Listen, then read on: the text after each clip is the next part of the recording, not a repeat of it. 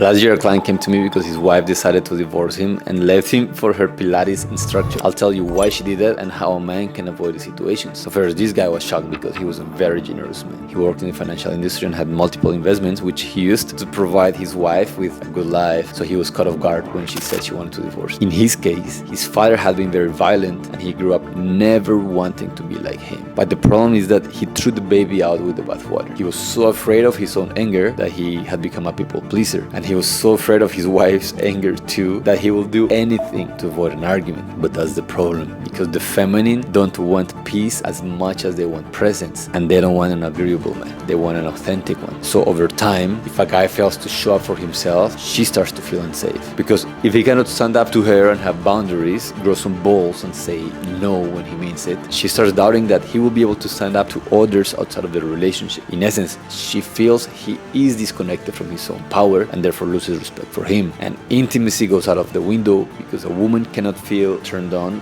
by a man that she doesn't respect. So in my client's case, his work had to do with realizing where this pattern came from and releasing it from his system, forgiving himself and also his wife for what happened, and deciding what kind of man he wanted to be moving forward. And actually he ended up going from being a goody two shoes kind of guy to feeling like a real powerful embodied man, not an but a man grounded in who he is, and kind but with an edge if boundaries are crossed. And because of that, his romantic life is much better than it ever was in his marriage, because when a woman loses interest in a man, it's so easy to blame the woman and judge her as ungrateful or even selfish. But in my experience, a failing marriage is a matter of poor leadership, and a man who truly loves his wife and his family does whatever it takes to become the leader they deserve.